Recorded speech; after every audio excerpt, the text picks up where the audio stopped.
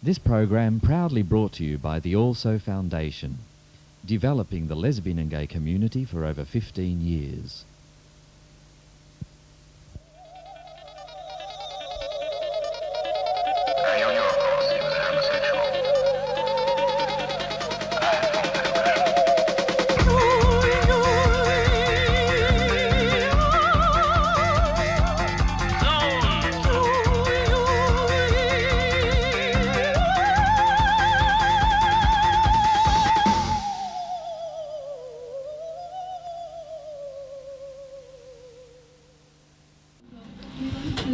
Welcome to another creative, exciting, fabulous episode of Queer Zone. I'm JJ. And I'm Jesse.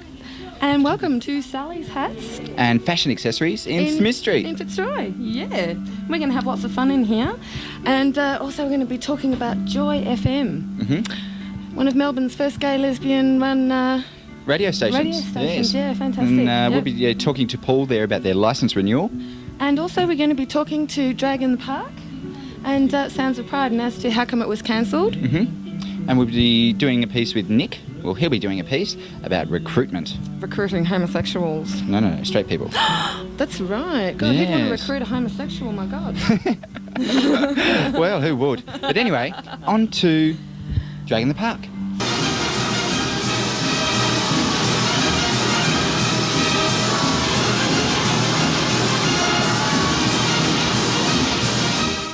Hi, I'm sitting here with the organisers of Sounds of Pride, and we're just going to talk about how come it was cancelled. I'm Jamie Iverson. And Terry Yates. Right, so why was it cancelled? The show was cancelled due to a lack of advance ticket sales. Given that this was a fundraising event, we did the event primarily on the goodwill of our sponsors, and the money to pay for the event had to come from advance ticket sales, and without a large number of advance sales, we really couldn't cover the cost of the event and then give some money back to the groups who were trying to help out. So it was a very difficult decision, which we had a meeting of the committee on Wednesday evening to discuss this, and unfortunately we had to take this course or else we risk losing a lot of money for the groups. So obviously the performers were really disappointed with this, the turnout? The performers were very upset. They understood why we made the decision when we explained it to them. However, it was very sad for them. Because, I mean, there's a lot of people within our community that actually put a lot of time and effort and energy into these sort of things. And it is actually very sad when the community doesn't necessarily back them, but, it's just not happening. It was sad. We had over 100 people involved just in performing alone. Then we had a whole backstage crew, a whole army of volunteers selling tickets and raffle tickets, programs, helping out during the day with the setup, all sorts of things. So there's a lot of people involved, and it was a sad moment. Miss Otis regrets she's unable to lunch today.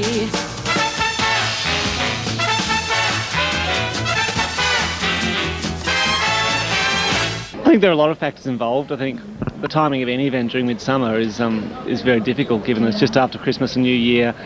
We've just had Red Raw, we've got the Pride March coming up, then a couple of weeks after that is Mardi Gras, and there's really only so much money to go around, and Midsummer's got a very busy program this year. I wish all the other events a lot of luck. Yeah, I think drag's really important, and it's a great part of gay culture, and I would really love to see it happen next year. I am what I am. I am my own special creation. Never know how much I care.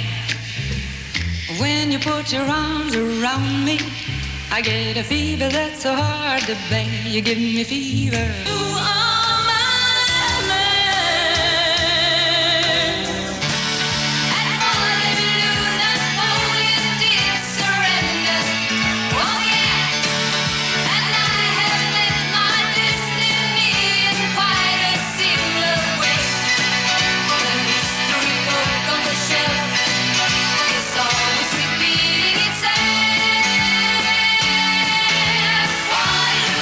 Our event wasn't totally drag anyway. Yeah. It was a mixture of drag and comedy, bands, a whole lot of variety, and we had an enormous array of talent. We had over 100 performers booked, so it was very sad having to tell each of those. And we had two of the best compeers you could possibly imagine. And who was that going to be?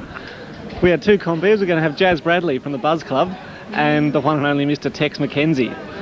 They were both quite upset when we told them on Wednesday evening at the rehearsal.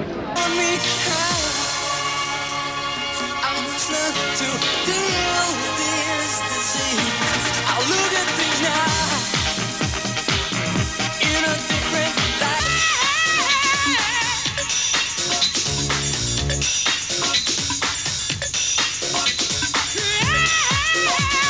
I am what I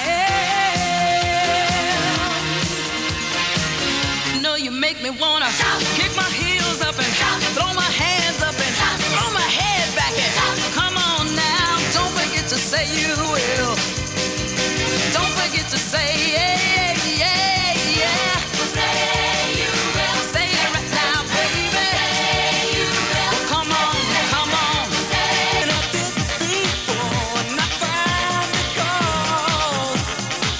And I think that you can be my cure.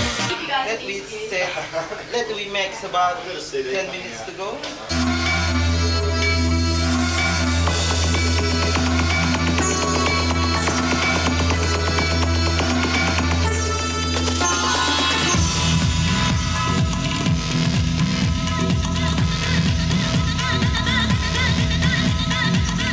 Soul lover, eternal brother, discover. Soul lover. Yeah, so like on a more positive note, what could you expect next year if it was going to go ahead? Well, next year we'll take the best of the material that we've got ready this year, which no one's seen. We've got some fantastic edits of well-known tracks that James Fraser, a well-known DJ around town, has edited for us. And we're going to add some new material to that and some new music when we see whatever the new music comes out over the next 12 months. And we'll make this the biggest, best show you've ever seen. Yeah, what do you think of that, Terry? You think it's going to happen next year? Yes. Yeah, of course, yeah. And No, it's definitely going to happen next year. Our sponsors have already agreed to support us for next year. Some of them have already offered additional support to what they offered us this year. So we're happening. yep, and the outcome of the money raised from this event was supposed to be in aid of... Was going to go to the Mike Richards Memorial Treatments Fund and to AIDS Care Association. However, because we've cancelled the event, they're not going to make any money, but the whole idea of the event was that they don't make a loss either. Okay, so hopefully we'll see you next year. We'll see you all next year too. Definitely. Thank you. Hey, militant homosexuals taking over the world. I suppose they're taking over the world because, well, we're just everywhere and we're hiding in every corner and crevice possible, and I think that's what's scaring the general community, basically. You think? Yeah, definitely. Do you think militant homosexuals, is this the right... Or queer people are taking over the world? Is that the recruiting? No, I don't think so. What did you say? Well, I thought they were in particular suburbs, like the outer suburbs, but around here it's not such of a problem. No, I don't feel threatened by them, so... At all? No. Not Threatened by him? Oh, yeah. I'm not very threatening. Do you think there's an element in the gay and lesbian community that are trying to recruit people into their way of thinking and their lifestyle? Well, I'm not gay. I wouldn't know. I don't know. I'm not part of the community, so... But is there an element that you would know of that are trying to recruit people into that way of thinking and that kind of lifestyle? Not that I'd know of. So what do you think of media reports and media beat-ups that say that there is, that promote things like the Mardi Gras and things like that as recruitment issues? And I actually think those sorts of reports are long gone. I think that's something of the past. I'm actually from Sydney, and you don't actually hear that stuff anymore. Well, what about Reverend Fred Nile, just on the TV just a few days ago? Oh, didn't see it. What did he say? Well, basically the same old prattle, but apparently lately he's got some more support. No, I don't think that's so. I think Fred Nile's simply a part of a sideshow to the gay and lesbian Mardi Gras, and actually it's part of the publicity, because if Fred Nile hates it, it's going to attract more people. And in fact, I think the gay and lesbian Mardi Gras enjoy Fred Nile's comments, because he's not only not taken seriously anymore, it also means more people go, hey, Fred Nile hates it, we'll come. And Hi, we're talking to Marcus down at Polyester in Brunswick Street, and we want to know, Marcus, one of the gripping questions is there's a lot of homosexuals and queer people running pervertedly, rampantly through the streets, and there's a lot of talk about people trying to be recruited into this army. Do you think this is true? I don't know. I don't really mind if they are. then if people are going to join, then good for them.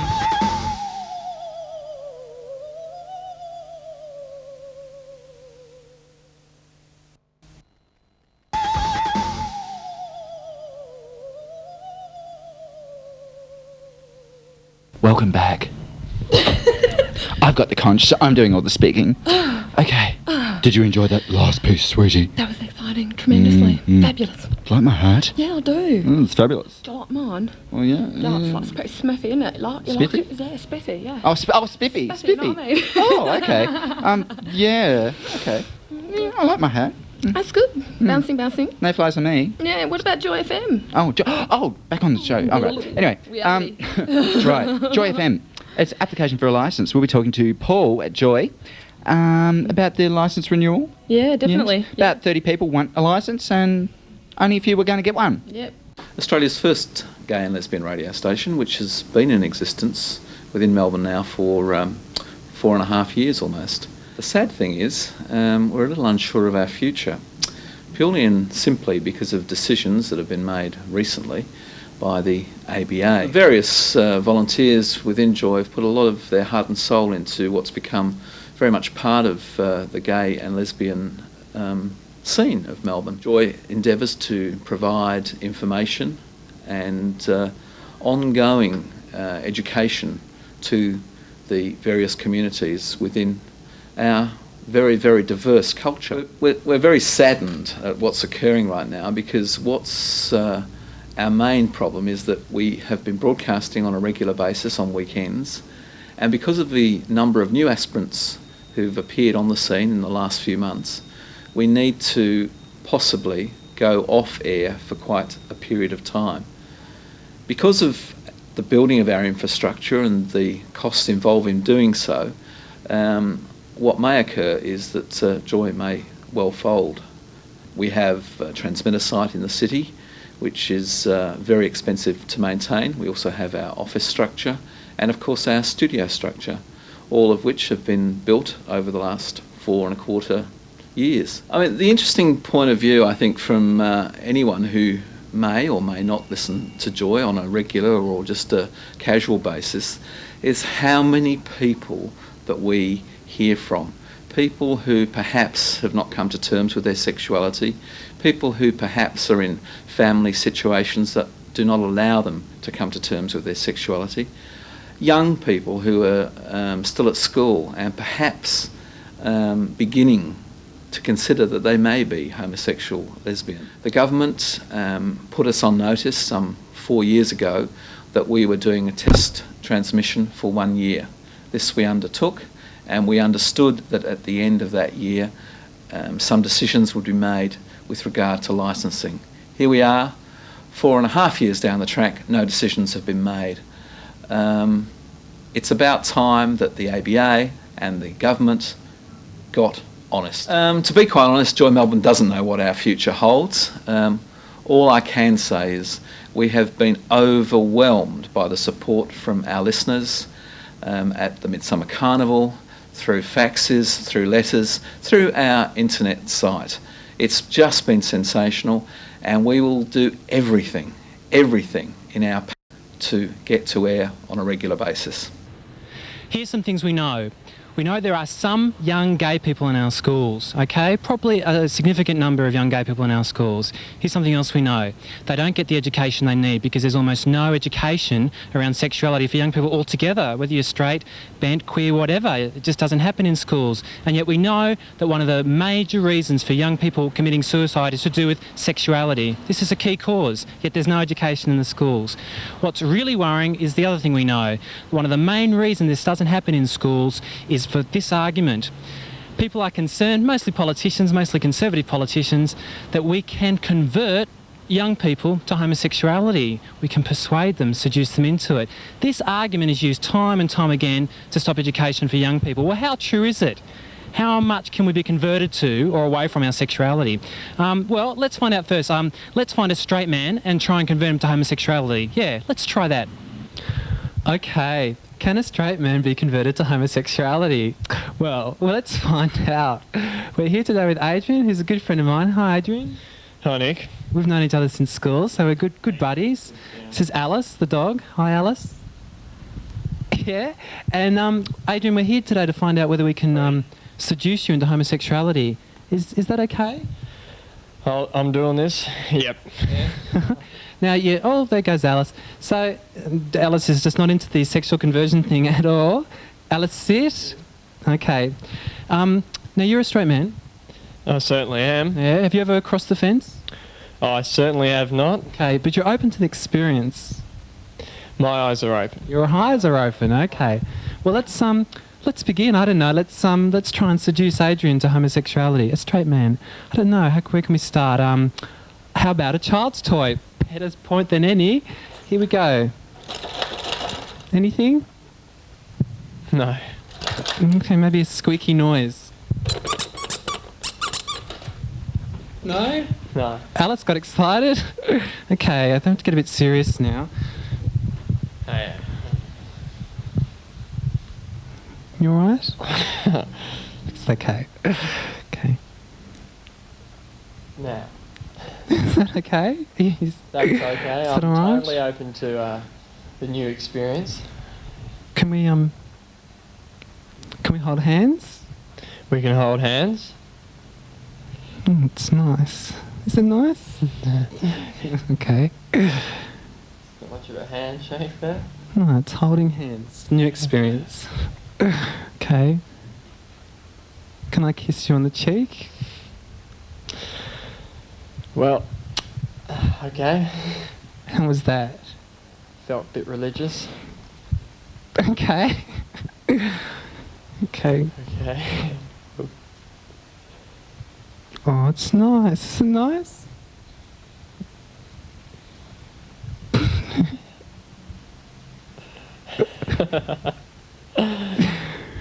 I'm not feeling anything yet.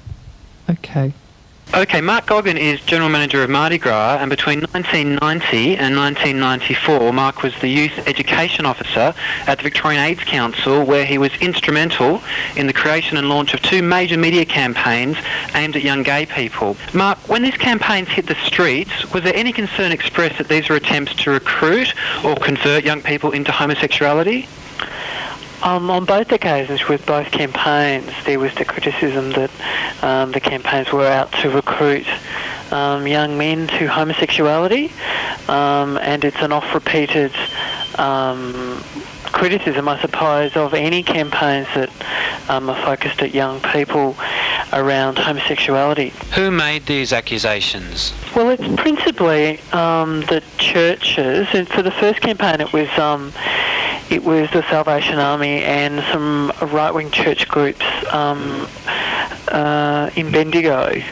But there was also some criticism from the Liberal opposition as well. People come to the view that they are themselves a homosexual through quite a tortuous personal journey for many people, and to suggest that they might do that purely because they see one positive image portrayed of homosexuality, be it with young people in it or with older people in it, is quite ridiculous.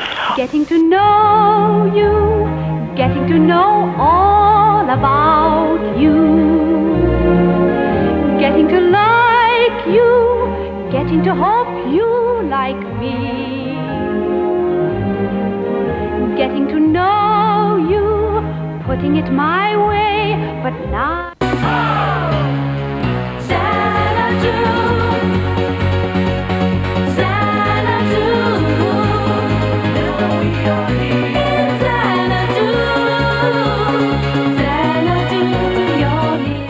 The notion that we can change or choose our sexuality is sometimes used not only to suggest that straight people might become gay, but also that gay people can become straight. Christian fundamentalist groups such as Exodus International are part of the growing ex-gay movement. These groups claim to help gay and lesbian people to move into what they describe as the natural heterosexual lifestyle. The Catholic Church has its own equivalent group called Courage. Courage ministries have sprung up all over the world, including right here in Melbourne. Courage makes the same claim that all the ex-gay movements are making, that gay people can become straight. We thought we'd get the inside word on groups like Courage and the position of the Catholic Church. Through a chance meeting, I was able to set up a phone interview with a high-ranking church official who wants to be known only as the Cardinal. I've been asked to say that the Cardinal and I did not meet in a well-known Perennes sauna.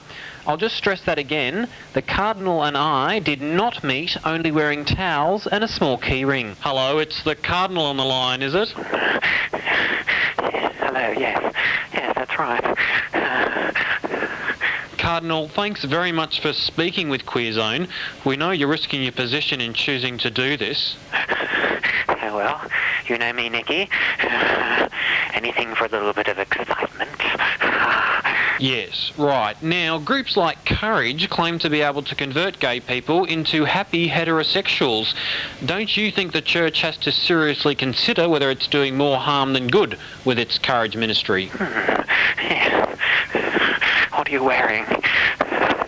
What are you wearing? I'm sorry?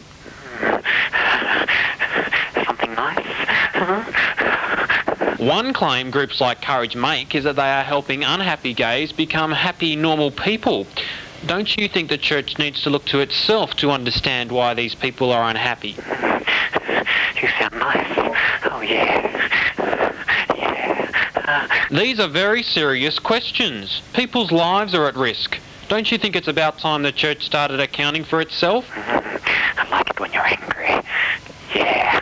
Oh, yeah. Say some weird stuff. Do what? Oh, yeah. Oh, yeah. Come to Papa. Your Eminence, I think we better leave the interview there. No, don't stop now. Oh, yeah.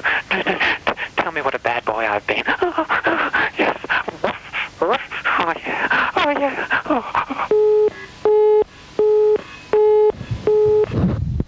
So, Adrian, how did we go? Are you homosexual now?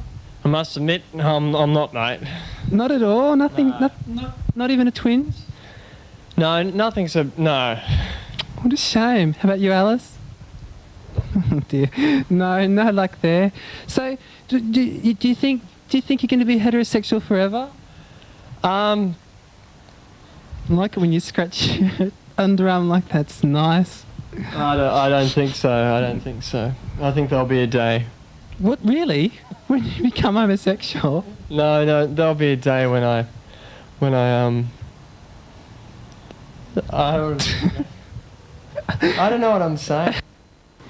So does this mean you'll be heterosexual forever? I'm afraid so. What a shame. What a waste. Never mind. Maybe it means we really are born the way we are with our sexuality and you can't change it. Radical, but it could be true.